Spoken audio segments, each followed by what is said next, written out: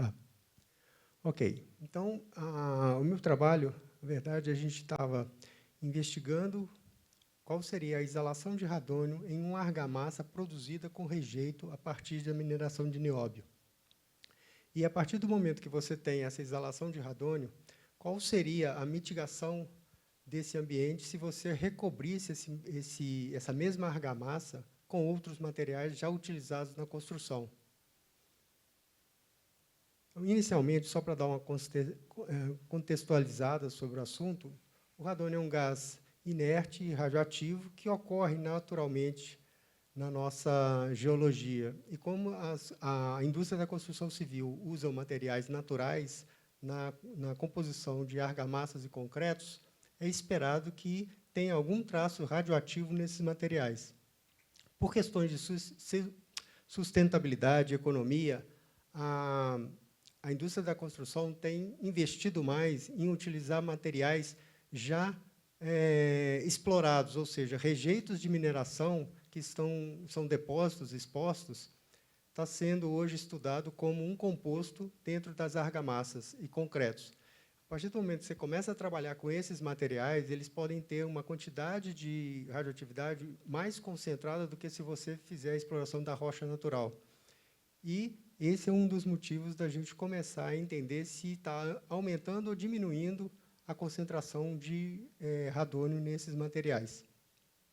É importante entender que o risco do radônio está associado à inalação ou ingestão desse isótopo radioativo, uma vez que ele decai em partículas sólidas e presença dentro do seu trato respiratório, ele vai causar danos ou nos broncos, bronquíolos, alvéolos, porque ele decai em polônio, decai também em chumbo, e, em cima disso, você tem partículas alfas e radiação gama e beta dentro do seu organismo e próximo às suas células. A ideia foi, primeiro, mensurar qual é a exalação de radônio de uma argamassa produzida com o rejeito de nióbio, depois, trabalhar uma estimativa de dose de um ambiente onde essa argamassa revestisse o ambiente, e aí você teria uma dose anual de dose efetiva de exposição. E, uma vez que você tem esse ambiente revestido, o que aconteceria se esse ambiente de revestido com essa argamassa, se ele fosse revestido com algum material, tipo verniz, ou tinta à base de água, ou massa corrida, o que isso muda na condição de exalação de radônio daquele material e o que isso alteraria na dose ambiental daquele ambiente ali. O material foi utilizado, foi o rejeito da mineração de nióbio na região de Araxá. Você disse que é aqui embaixo? Atrás? Ah, tá. Obrigado. Funcionando. E, na região de Araxá, foi a mina de nióbio, e a gente trabalhou com dois tipos de rejeito. O rejeito pela separação por magnética, desculpe, e separação por flotação. Esse material ele foi utilizado na composição de argamassas. Isso foi realizado aqui na escola do Departamento de Materiais da UFMG. Eles fazem pesquisas justamente com esse objetivo, de encontrar materiais que possam ser utilizados como substituto de compostos na produção de argamassas. E, como eles fizeram com esse rejeito da mineração de nióbio, a gente sabe que existe um potencial radioativo dentro desses rejeitos, a gente resolveu estudar essa argamassa produzida, porque eles fazem os testes físico-químicos e não os testes radioativos. Então, a gente pegou essa argamassa, eles fizeram para mim uma placa de 20 por 20, com 20 milímetros de espessura.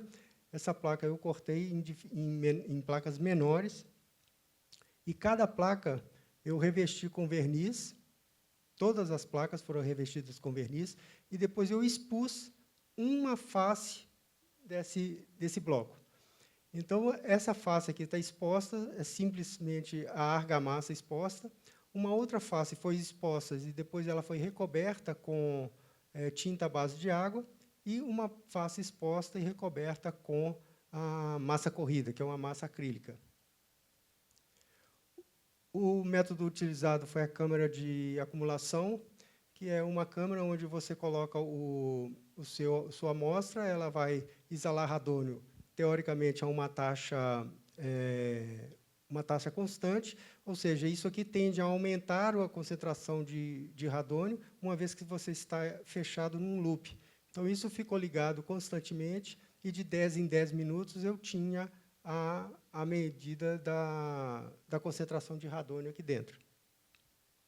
Isso ficou por 48 horas para cada amostra, foram 3 amostras de cada tipo. Utilizando de fórmulas, eu consigo encontrar, nesse caso aqui, por exemplo, eu tenho a concentração em função do tempo, eu consigo determinar a exalação de radônio daquela amostra. Com a exalação de radônio daquela amostra, eu consigo, aqui, desculpe, eu vou passar mais um. Com a exalação de radônio da amostra, em um ambiente hipoteticamente recoberto com aquele material, eu teria como calcular qual seria a concentração daquele ambiente. Isso já está definido na literatura, alguns dados médios que já são utilizados. Entra nessa estimativa a variação de ar no ambiente, o volume do ambiente, a área das paredes, do teto e do piso do ambiente, e a taxa de exalação de radônio do material que recobre as paredes. Então, eu teria aqui a concentração daquele ambiente. Com essa concentração do ambiente, com o uso dessa fórmula, eu consigo estimar qual seria a dose anual de uma pessoa naquele ambiente, de dose efetiva de exposição ao radônio, simplesmente ao radônio. Então, cada material, eu consegui uma curva. Então, aqui eu tenho os materiais não revestidos, então eu tenho três experimentos do material não revestido, ou seja, aqui é a exalação da argamassa produzida com rejeito de nióbio. Aqui eu tenho a argamassa produzida com rejeito de nióbio, mas coberta com tinta à base de água.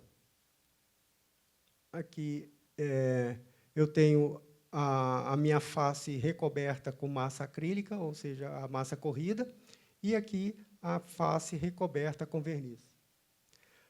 Como eu trabalho com uma equação de reta, apesar de eu ter vários picos aqui de diferentes concentrações, pela equação da reta eu consigo estimar aqui uma concentração a 10 horas para cada um, para que seja comparável os resultados. Em função daqueles experimentos, eu tenho aqui as três corridas para os meus 4 tipos de amostras. Eu consegui a concentração de cada um. Tendo a concentração dele, eu vou fazer uma subtração das concentrações relativas ao verniz, porque todos têm 5 lados com verniz, apenas um lado me interessa. Então, eu preciso isolar apenas a concentração relativa àquele lado. Então, por meio de que, com essa equação, eu consigo achar a exalação do verniz, em função dos 5 lados, a soma dos 5 lados, da área dos 5 lados, eu consigo estimar qual foi a contribuição da concentração para aqueles lados, e eu subtraio da concentração encontrada, eu tenho a concentração real. Com essa concentração real, eu consigo determinar a exalação de cada uma das faces. Então, na verdade, eu tenho a exalação relativa ao argamassa com rejeito, a exalação relativa à argamassa com rejeito recoberta com tinta à base de água, a exalação relativa à argamassa com rejeito recoberta com a massa corrida e a exalação da argamassa recoberta com verniz. Se eu ponho a argamassa não recoberta, a argamassa limpa, como sendo 100% de exalação, e estatisticamente você fizer o cálculo, você vai chegar aqui a você recobrindo com a tinta à base de água, ela diminui em 39% a exalação. Recobrindo com massa corrida, ele diminui em 47% a exalação. E com verniz, 92% a exalação. Usando essas exalações, eu consigo calcular a concentração do ambiente. Como eu já disse, eu vou imaginar que a minha sala, né, o meu espaço, está recoberto com esses materiais. Então, eu tenho, por exemplo, uma exalação de 3,75 becquerels por metro quadrado por hora em todas as paredes da minha sala, do meu piso e do meu teto. Então, eu tenho uma área de exalação, eu tenho um volume onde essa exalação vai acumular, e eu tenho uma troca de ar ali em torno de 50% a cada hora. Então, eu chego numa concentração ambiental. Com a concentração ambiental, eu estimo a dose anual. Aqui está em work month level, que é uma dose relativa a tempo de trabalho por mês, e ela é transformada para millisieverts por ano, por um fator, e você chega a essas doses por ano. O interessante é que, se você usar a argamassa sem revestimento nenhum, você teria 1 millisievert por ano de dose efetiva de exposição. Sendo revestida, essa dose começa a cair significantemente, até, no caso do verniz, você chega a 10% daquele valor. Eu fiz só a título de curiosidade, eu peguei um trabalho de 21. Eu peguei esse trabalho porque ele fez o cálculo da concentração de radônio nas residências de algumas cidades. E, por coincidência, ele fez a concentração de radônio nas residências de Araxá. E foi a maior concentração de radônio que ele encontrou foi nas residências de Araxá, 16,7 millisieverts por ano. A gente sabe que essa concentração aqui ela leva em consideração o ar externo, alguma... não sei se, no caso aqui, seria talvez a água dentro da residência, mas existem outros fatores que vão influenciar na concentração de radônio dentro do espaço, do convívio das pessoas. Mas a gente pode entender que, se essas paredes forem revestidas não com os materiais de tinta à base de água ou o de massa corrida, mas, se eles forem revestidos com verniz, com certeza isso aqui vai diminuir bastante, porque ela diminui em 90%. Então, isso mostra que pensar, talvez, em uma possibilidade de trabalhar a própria construção com materiais de mercado seja uma solução para mitigar o problema de radônio nas construções. Concluindo o meu trabalho, a gente notou que, realmente, o radônio ele pode ser bloqueado com materiais que já estão à disposição no mercado. Então, hoje, todo mundo tem acesso a tinta à base de água ou massa corrida. E muitas construções hoje que têm o concreto exposto, que acham muito bonito, o revestimento desse concreto com um verniz, a gente consegue diminuir bastante a taxa de exalação de radônio. Talvez a utilização de um rejeito, se ele for necessário ser utilizado a título de sustentabilidade ou de economia, e, por algum motivo, ele estiver com um traço um pouco mais alto do que o ideal, você pode baixar aquele traço planejando uma forma de revestir aquele material com materiais que já estão no mercado.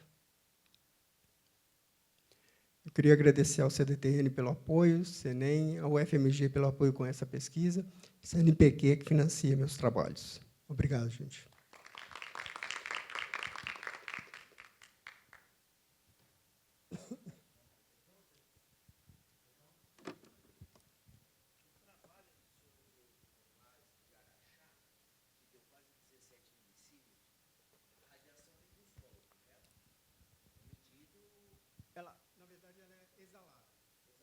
Você tem ela no solo e na água. Ela também pode vir na água, dependendo de onde vem essa água.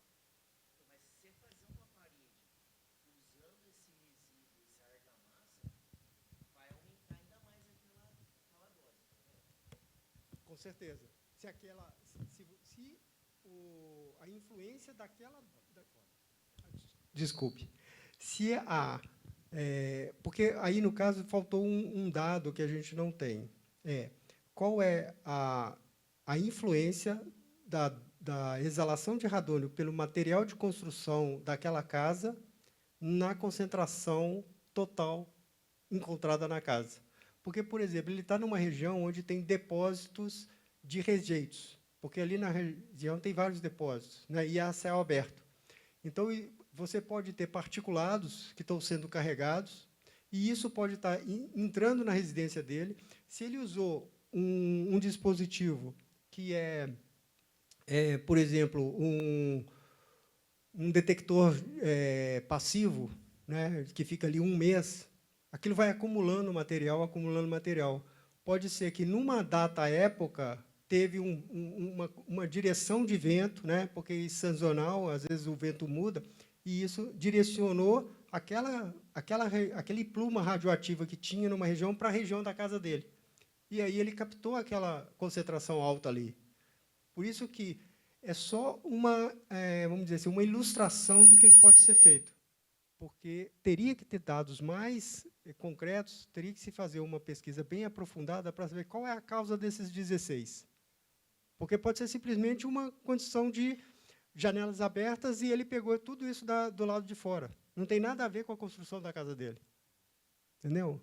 Então, não é um dado para a gente pescar e falar que pode ser isso, pode ser aquilo. Mas é só para trazer uma ilustração de que algumas coisas podem ter. Por exemplo, se você tem aqui tudo fechado e essas paredes forem todas de concreto, você vai ter uma exalação que não depende da que está lá fora com muita significância. Vai depender, mas não com tanta significância. E aí, se você revestir aqui você vai fazer uma diferença. É basicamente isso. Tá? Ok, satisfeitos?